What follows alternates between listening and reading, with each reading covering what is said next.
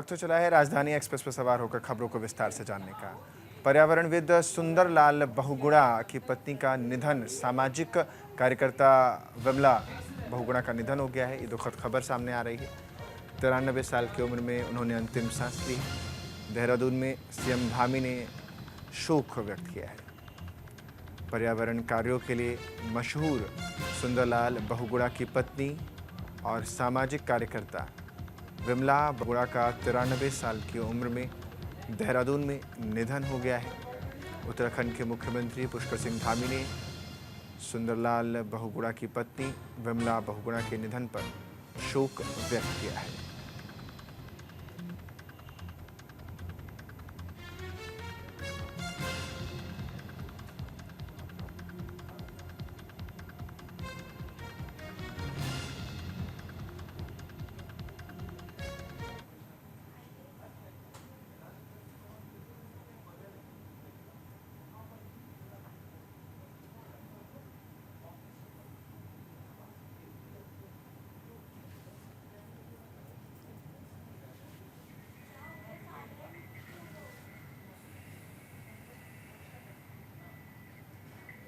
आज से शुरू सीबीएसई बोर्ड की परीक्षाएं। 10वीं और 12वीं के परीक्षार्थी आज सेंटर्स में परीक्षा दे रहे हैं।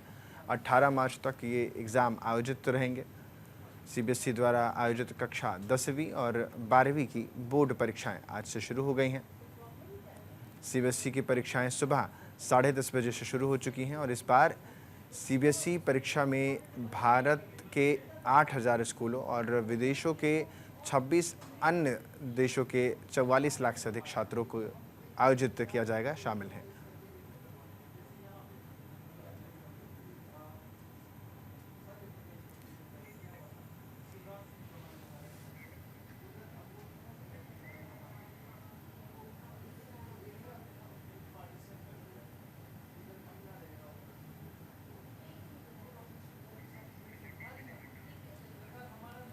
देहरादून में जिला योजना की बैठक हुई, जिसमें विकास कार्यों को मंजूरी की समीक्षा भी दी गई है। मंजूरी भी दी गई है और समीक्षा बैठक में विधायकों और पदाधिकारियों ने शिरकत की है। मीटिंग के बाद मंत्री सुबोध उनियाल का बयान भी सामने आया है। विभिन्न विभागों को 100 करोड़ का बजट आवंटित किया गया है। 31 मार्च तक सभी योजनाओं को पूरा भी किया जाएगा। दरअसल देहरादून के जिला कलेक्ट्रेट के ऋषिपर्णा सभागार में जिला योजना और 20 सूत्री कार्यक्रम की समीक्षा बैठक आयोजित की गई। इस बैठक की अध्यक्षता प्रभारी मंत्री जिला योजना समिति देहरादून सुबोध उनियाल ने की, जिसमें संबंधित विधायकों और पदाधिकारियों ने शिरकत की। समीक्षा बैठक के बाद कैबिनेट मंत्री सुबोध उनियाल ने मीडिया से बात करते हुए कहा कि विभिन्न विभागों को लगभग 100 करोड़ का बजट आवंटित किया गया था। साथ ही जनप्रतिनिधियों को दी गई योजनाओं की प्रगति की समीक्षा यानी प्रगति रिपोर्ट भी उन्होंने की है, जिसमें पाया गया कि 95% विभागों ने 100% प्रगति की है, लेकिन 5% को फटकार लगाते हुए काम पूरा करने की हिदायत दी गई है।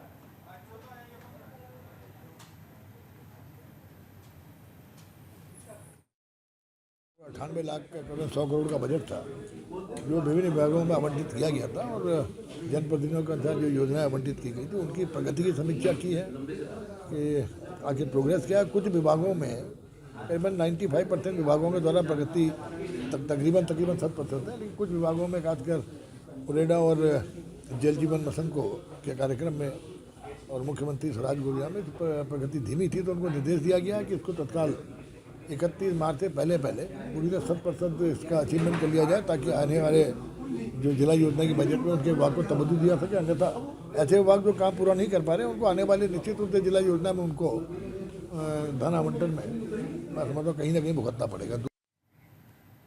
देहरादून से चारधाम यात्रा को लेकर बड़ी खबर आ रही है, जिसमें यमुनोत्री धाम के लिए पहली बार हेली सेवा शुरू की जाएगी। यमुनोत्री धाम के लिए हेली सेवा शुरू करने की तैयारी है।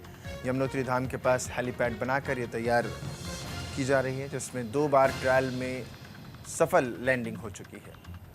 दरअसल चारधाम यात्रा में केदारनाथ धाम की तर्ज पर पहली बार यमुनोत्री धाम के लिए हेली सेवा शुरू करने की तैयारी चल रही है। यमुनोत्री धाम के समीप हेलीपैड तैयार हो चुका है और 2 बार ट्रायल में सफल लैंडिंग भी हो चुकी है। उत्तराखंड नागरिक उड्डयन विकास प्राधिकरण ने हेली सेवा शुरू करने की कवायद शुरू की है। हेली सेवा शुरू होने से बुजुर्ग यात्रियों को इसका खासा लाभ जो है वो मिलने वाला है।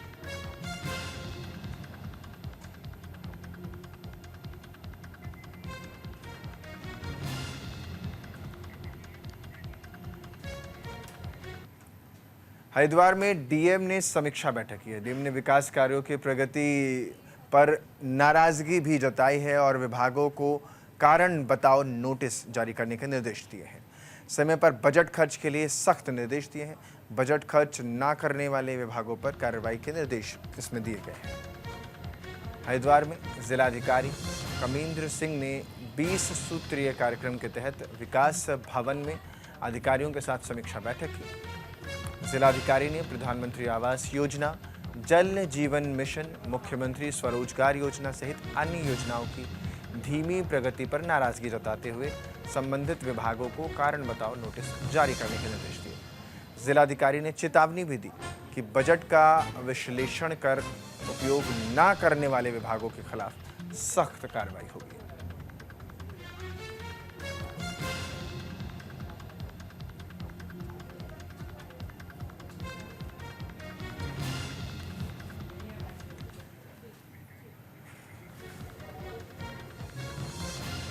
हरिद्वार में पुलिस का जागरूकता अभियान देखने को मिला। सड़क सुरक्षा माह के तहत अभियान इंडस्ट्रियल एरिया में पुलिस ने ये अभियान चलाया है। पुलिस ने सुरक्षित यातायात की शपथ भी इस मौके पर दिलाई। दरअसल 35वें सड़क सुरक्षा माह के तहत हरिद्वार यातायात पुलिस ने सिडकुल में जागरूकता कार्यक्रम आयोजित किया। कार्यक्रम में कर्मचारियों को यातायात संकेतों और नियमों की जानकारी दी गई। सुरक्षित यातायात के लिए शपथ दिलाई गई। पुलिस ने सभी से सड़क सुरक्षा नियमों का सख्ती से पालन करने की अपील की ताकि दुर्घटना को समय रहते रोका जा सके।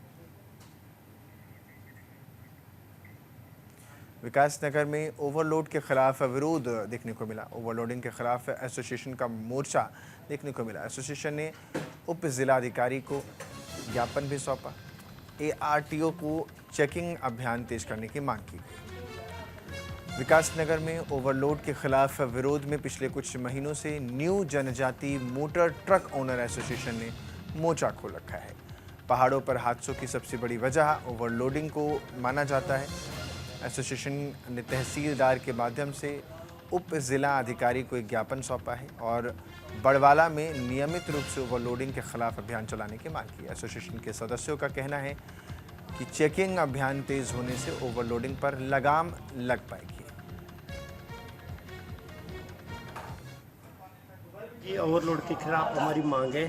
जितनी भी ओवरलोड गाड़ियाँ चल रही है उनको प्रशासन बंद करे, आरटीओ बंद करे। और आज हम ज्ञापन देने आए थे यहाँ पे एसडीएम साहब को। एसडीएम साहब नहीं मिल पाए तो हमने नायब तहसीलदार साहब को ज्ञापन दे दिया है। और अगर इसमें कार्रवाई नहीं होती तो हम डीएम साहब के पास भी जाएंगे, हम आगे भी जाएंगे। फिर अगर फिर भी कार्रवाई नहीं होगी तो हम भूख हड़ताल पर बैठने को देंगे। विकास नगर में बुलडोजर कार्रवाई देखने को मिली। मसूरी देहरादून विकास प्राधिकरण ने कार्रवाई को अंजाम दिया। अवैध प्लॉटिंग पर प्रशासन का ये बुलडोजर चला है।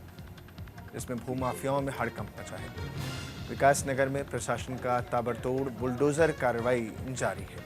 मसूरी देहरादून विकास प्राधिकरण ने संयुक्त कार्रवाई करते हुए अवैध प्लॉटिंग को ध्वस्त किया है। अवैध प्लॉटिंग को ध्वस्त करने की एमडीडीए की ताबड़तोड़ कार्रवाई से भूमाफियाओं में हड़कंप मच गया। आपको बता दें कि पिछले एक हफ्ते में प्राधिकरण की टीम ने पछवादून में कई 100 बीघा अवैध प्लॉटिंग को ध्वस्त किया है। बुलडोजर कार्रवाई के दौरान एई अभिषेक भारद्वाज के नेतृत्व में टीम ने जेई मनवीर पवार और सुपरवाइजर प्यारेलाल भी मौके पर मौजूद रहे।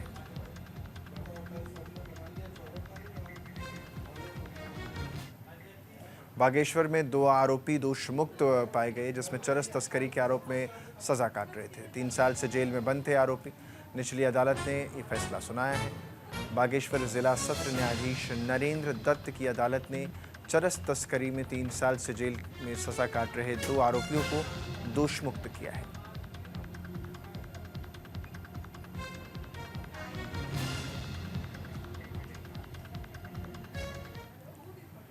रुड़की में मेडविन नर्सिंग होम के डॉक्टरों पर आरोप है कि मरीज के परिजनों ने संचालक पर गंभीर आरोप लगाए हैं। मामले में सीएमओ ने भी जांच की, लापरवाही पाए जाने पर कार्रवाई का आश्वासन दिया है। रुड़की के दरअसल आज़ाद नगर में बने मेडविन हॉस्पिटल के संचालक और डॉक्टरों पर एक मरीज के परिजनों ने गंभीर आरोप लगाए। कहा कि उनके मरीज को डिलीवरी के वक्त सिविल हॉस्पिटल से बहला फुसलाकर अपने हॉस्पिटल लेकर आते हैं, जिसके बाद मरीज की हालत ख़राब होने के बाद उसे देहरादून रेफर कर दिया जाता है, जहां उसकी हालत गंभीर बताई जा रही है। पूरे मामले को लेकर महिला के परिजनों ने कोतवाली में हॉस्पिटल संचालक के खिलाफ तहरीर भी दी है। वहीं सीएमओ ने मेडविन हॉस्पिटल की जाँच कर बताया कि पूरे मामले में उन्होंने गंभीरता से जाँच की है और सभी लोगों से जानकारी भी ली गई है। अस्पताल के संचालक या किसी डॉक्टर के खिलाफ कोई लापरवाही पाई गई तो कार्रवाई भी की जाएगी।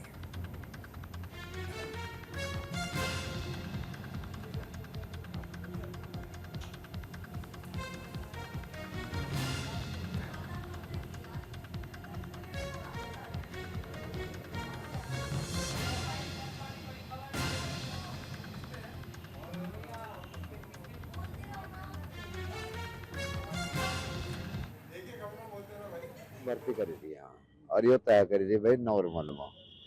और इन्होंने एक दिन फिर रात को 10 बजे की वो मैं तो ऑपरेशन कर रहा और ऑपरेशन करके सैन भी बाद में करवाए। हमें क्या पता भाई कोई क्या कर रहा, जब हमें बताया अब हमें तो ये पता ही नहीं भाई वो कर क्या रहा। और 4-5 दिन हो गए रख रखी और जी बिल्कुल देख लिया और निमट लिया काम।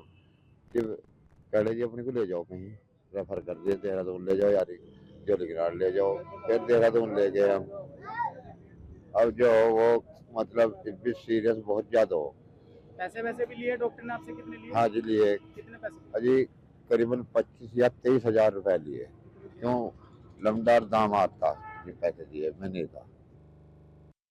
मेरे संज्ञान में कल ही मीडिया के द्वारा या किसी कोई कंप्लेंट कर रहे थे तो सीएमओ साहब को एक कंप्लेंट भेजी गई थी, जिसके निर्देशानुसार मैं आज यहाँ जांच करने मेडविन में आया हूँ। तो शहनाज वाइफ ऑफ नूर आलम जिसकी यहाँ डिलीवरी होनी बताई गई है, मैंने वो फाइल ले ली, मैंने चेक की, पेशेंट भी चेक किए। अभी 3 पेशेंट यहाँ एडमिट हैं और डॉक्टर आबाटे हैं, डॉक्टर अरविंद हैं। इनको हम एक नोटिस भेज रहे हैं कि इसके बारे में संपूर्ण डिटेल्स देंगे और पूरी जांच देंगे। इसकी जांच कर रहे हैं हम लोग। उत्तरकाशी में 3 दिवसीय पौराणिक गंगनी वसंत उत्सव मेले का विविधित समापन हुआ है। विधिवत समापन किया गया। इस मेले का आयोजन रवई घाटी क्षेत्र के प्रसिद्ध धार्मिक एवं ऐतिहासिक स्थान गंगानी में किया गया था। मेले के समापन के अवसर पर क्षेत्र के लोक गायकों ने सांस्कृतिक कार्यक्रमों की प्रस्तुतियां भी यहाँ दी। इस मौके पर सांस्कृतिक कार्यक्रमों में प्रतिभाग करने वाले क्षेत्र के विभिन्न विद्यालयों के से भी प्रतिभाग करने आए सांस्कृतिक दलों को पुरस्कार भी वितरित किए गए हैं। मेले को सफलतापूर्वक संपन्न कराने हेतु सहयोग करने वालों को जिला पंचायत द्वारा सम्मानित भी किया गया है। जैसे मेला है, आज 3 दिन का था ये, आज समापन है और कल का भी बहुत अच्छा रहा। मतलब अच्छा रहा यहाँ का जो हमारा रवैया का खान पान है, उसमें काफ़ी लोग पसंद भी है कि अच्छा है। लेकिन हम चाह रहे हैं कि और आगे बढ़ाना चाहते थे इसको। ऐसे तो पूरे गांव-गांव में जैसे महिला समूह भी बना लिया। हमने सरकार से यही गुजारिश किया था कि इसको जो है राज्य स्तर पर लाया जाए, जो हमारा उत्तराखंड का खान पान है, और महिलाओं को भी जैसे बाहर जाने का मौका मिले कि जो हमारा जो गाँव का अनाज है, कुछ मोटा अनाज है, उसका भी रेट बढ़ जाएगा आगे। समापन है और समापन पर इस समय विशेष कलाकार तो है नहीं, जैसे पूर्ववत जो हमारे राष्ट्र ख्याति प्राप्त कलाकार हैं जिनकी चमक पूरे विश्व में है। यहाँ प्रीतम बर्तवाना है, यहाँ नरेंद्र सिंह ने किया है, बड़े बड़े कलाकार आए। अब उन कलाकारों का यहाँ पर आना बंद हो रहा है, तो ये थोड़ा सा एक अच्छी सोच नहीं है। कलाकारों को बुलाया जाए, उनकी कला का मंचन हो और आने वाली पीढ़ियों से कुछ सीखे, यही हमारा सुझाव है।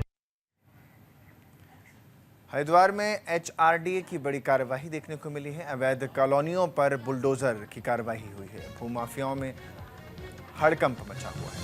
हरिद्वार के पिरान कलियर क्षेत्र में एचआरडीए ने बड़ी कार्रवाई करते हुए 5 अवैध कॉलोनियों पर बुलडोजर चला दिया।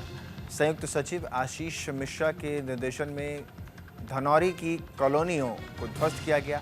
इन कॉलोनियों को नियमों को ताक पर रखकर विकसित किया गया था, जिनमें करीब 63 बीघा जमीन पर अनधिकृत निर्माण किए गए थे। प्रशासन की इस कार्रवाई से भूमाफियाओं में हड़कंप मच गया। बेटपुर चौक और धनौरी मार्ग पर बनी इन कॉलोनियों के विकासकर्ताओं को चेतावनी दी गई कि बिना स्वीकृति मानचित्र के निर्माण न करें। एचआरडीए ने संकेत दिए हैं कि कई अन्य अवैध कॉलोनियां भी जांच के दायरे में हैं, जिन पर आगे चलकर कार्रवाई हो सकती है।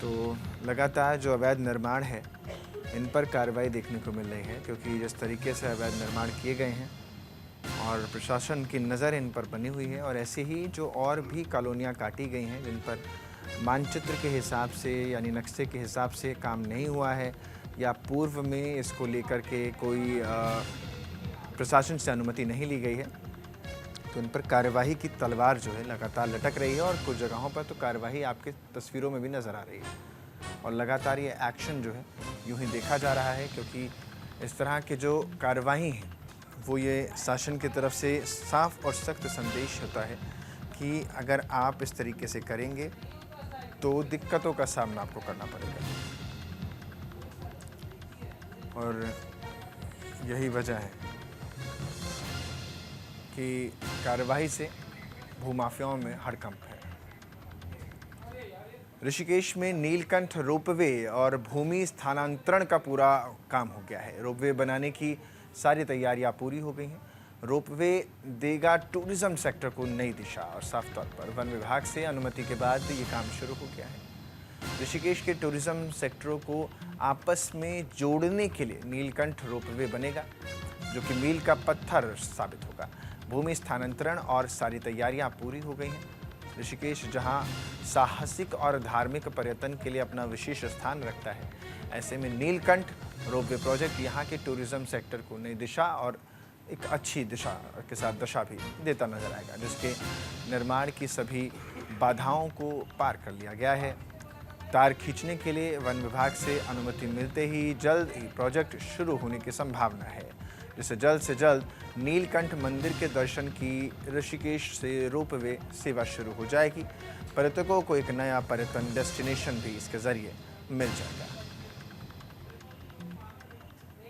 नीलकंठ रोपवे का जो मेन स्टेशन है वो नीलकंठ में सरकारी ज़मीन पे सरकारी भूमि पे बनना है, तो इसके संबंध में जो भी हमारे से अपेक्षा की गई थी या डिमांड की गई थी लैंड की, वो उन्हें प्रोवाइड की गई है। फर्दर भी जो असिस्टेंस उनको चाहिए इंक्रोचमेंट हटाने को लेके या दूसरी चीज़ों को, तो उसमें भी लोकल एडमिनिस्ट्रेशन को डायरेक्शंस दिए जा चुके हैं।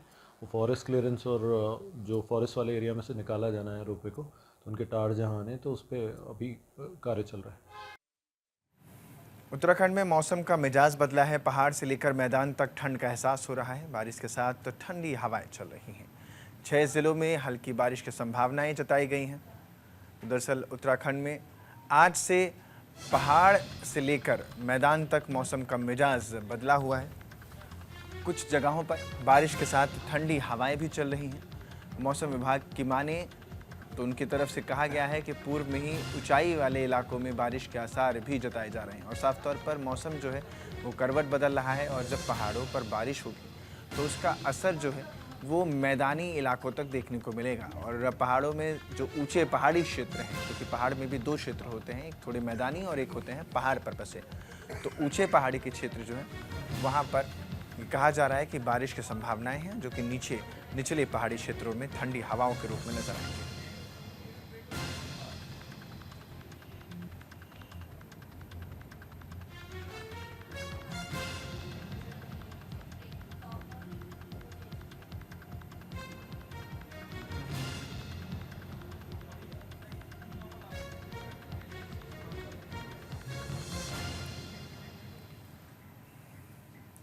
शीतकालीन यात्रा पर प्रधानमंत्री मोदी आने वाले हैं। 27 फरवरी को उत्तरकाशी का दौरा करेंगे। हर्षिल मुखवा में तेजी से इसको लेकर तैयारियां की जा रही हैं। डॉक्टर मेहरबान ने तैयारियों का जायजा भी लिया है। डीएम ने व्यवस्थाओं को लेकर दिशा निर्देश भी दिए हैं। दरअसल प्रधानमंत्री नरेंद्र मोदी के शीतकालीन यात्रा के प्रस्तावित कार्यक्रम को लेकर उत्तरकाशी के हर्षिल मुखवा क्षेत्र में तेजी से तैयारियों का काम किया जा रहा है। प्रधानमंत्री के स्वागत के लिए इस क्षेत्र को सजाया संवारा जा रहा है। युद्ध स्तर पर सड़कों का व पार्किंग के निर्माण का साथ अन्य तैयारियों को अंजाम दिया जा रहा है। हर्षिल स्थित सेना के हेलीपैड तक बनाई जा रही सड़क के फिनिशिंग का काम भी चल रहा है। हरिद्वार में आज से शारदीय कांवड़ यात्रा शुरू हो गई है। यात्रा को लेकर पुलिस प्रशासन ने कमर कस के तैयारी की है। पुलिस ने यातायात प्लान भी जारी किया है। कांवड़ मेले में पुलिसकर्मियों की भारी तैनाती भी होगी। आज से शुरू होने जा रही शारदीय कांवड़ यात्रा को लेकर पुलिस प्रशासन ने पूरी तरह कमर कस ली है। यात्रा को लेकर पुलिस ने यातायात रूट डायवर्जन प्लान जारी किया है। वरिष्ठ पुलिस अधीक्षक प्रमेंद्र सिंह डोभाल ने अधीनस्थों को कांवड़ मेला सकुशल संपन्न कराने के संबंध में निर्देश जारी किए हैं। यातायात व्यवस्था दुरुस्त रखने की हिदायत भी दी है।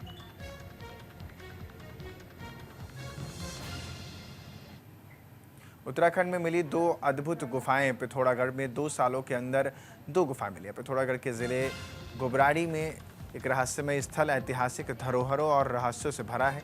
स्थल तरुण मेहरा ने खोजी दोनों अद्भुत गुफाएं हैं। उत्तराखंड के सीमांत पिथौरागढ़ जिले के मुवानी का गोबराड़ी क्षेत्र इन दिनों चर्चा में है। यहाँ एक रहस्यमय स्थल की खोज हुई है। इसके बारे में बात करें तो वो क्या था, लोगों के द्वारा जो बताई गई थी कहानियाँ वो ये थी कि एक राजा के द्वारा कोई सुरंग वहाँ पे बनाया गया है। राजा का किला है और वहाँ पे कोई जाता नहीं है। बड़ा सांप रहता है, तमाम चीज़ें इस तरह की चीज़ें, जैसे कि हर जगह के बारे में ऐसा बोलते हैं। तो हमारी जिज्ञासा काफ़ी बड़ी और जाने का हमने प्लान किया और देखा तो वहाँ पे रियली काफ़ी शॉकिंग चीज़ें बना रखी थी लोगों ने, क्योंकि इस तरह की चीज़ें आज का आदमी बना नहीं सकता है। कई तरह के कुएँ जो कि पत्थर को एक तरह से ज्यामिति यूज़ करके काटा गया हो, ऐसे नालियाँ बना रखी हैं, कुएँ बना रखे हैं, सुरंगें हैं, कुछ खुली हैं तो कुछ बंद हैं और 30-35 मकानों के खंडहर भी हैं और काफ़ी कुछ दबा पड़ा है वहाँ पर। बहुत बड़ा इतिहास वहाँ से निकल सकता है। यहाँ रुक रहे हैं एक ब्रेक के लिए।